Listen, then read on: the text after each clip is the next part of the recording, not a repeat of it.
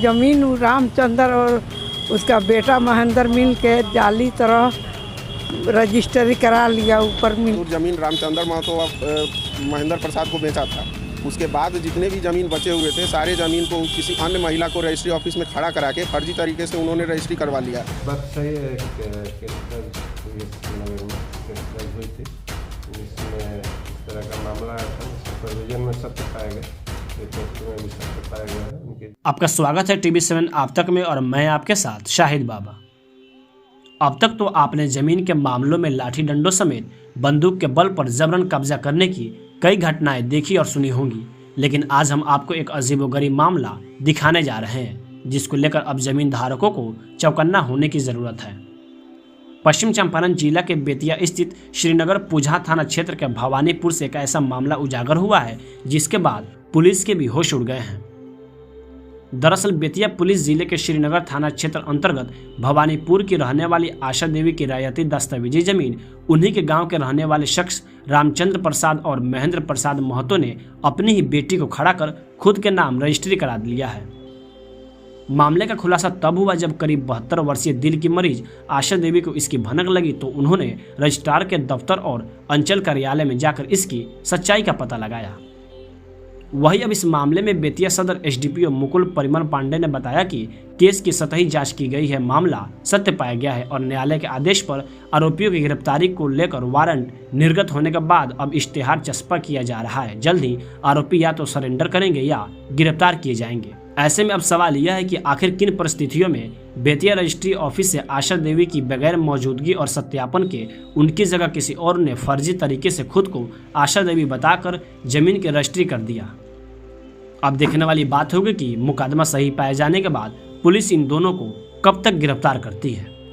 मेरी माँ आशा देवी, जिनका ग्राम भवानीपुर पंचायत में पिछले 30 साल पहले उन्होंने दस्तावेजी ज़मीन खरीदा था, जिसमें से उन्होंने सन 2011 में 3 कट्ठा 4 धुर ज़मीन रामचंद्र महतो महेंद्र प्रसाद को बेचा था।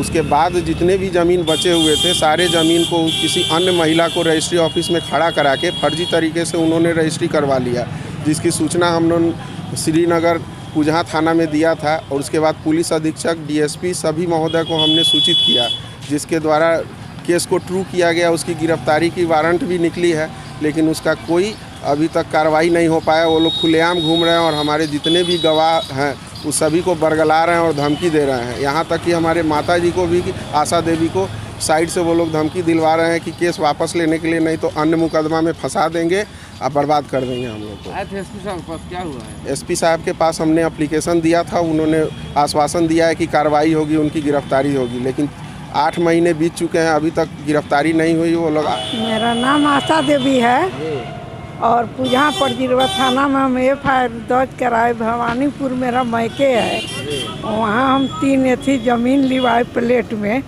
और एक और एक प्लॉट ज़मीन रामचंद्र और उसका बेटा महेंद्र मिल के जाली तरह रजिस्ट्री करा लिया, ऊपर मिली जुली लोग से मिलकर। और हमने दौड़ते रहे थाना, पुलिस, DSP साहब क्या सब जगह बयान दिए। जमीन आपकी है? जमीन मेरा है। फर्जीवाड़ा करके रजिस्ट्री? हाँ, हमने रजिस्टर नहीं किया है, नहीं हमसे कहा है। हम लोग आते जाते। जमीन है? दस्तावेजी जमीन है? दस्तावेजी जमीन है, खरीदा हुआ मेरा है। तो पुलिस क्या कर रही है? पुलिस नहीं, कुछ नहीं कर रही है। तैयार हुआ है? हाँ हुआ है, बेचे थे पहला बार। अब उसके बाद पूरा ज़मीन मेरा रजिस्ट्री करा लिया जाली ढंग से। किससे कराया? वो अपने परिवार में अपने बेटी को खड़ा करा। आप क्या चाहती हैं? हम क्या चाहते हैं, हम अपना ज़मीन वापस लेना चाहते हैं। सर, एक मामला आ रहा है श्रीनगर थाने से 37-21 कांड है, जिसमें आशा देवी हैं सर पीड़िता बता रही हैं कि उनके जगह पर कोई और फ्रॉड करके आशा देवी बन के उनका ज़मीन रजिस्ट्री कर दिया है। हाँ, ये बात सही है। केस दर्ज हुई है, श्रीनगर में केस दर्ज हुई थी, जिसमें इस तरह का मामला आया था। सुपरविजन में सत्य पाया गया, रिपोर्ट में भी सत्य पाया गया है। उनकी जगह दूसरी महिला ने ज़मीन को लिख दिया है। एक्यूज्ड के विरुद्ध वारंट प्राप्त कर लिया गया है। 1-2 दिन में इश्तेहार भी प्राप्त हो जाएगा और गिरफ्तारी का प्रयास हो रहा है।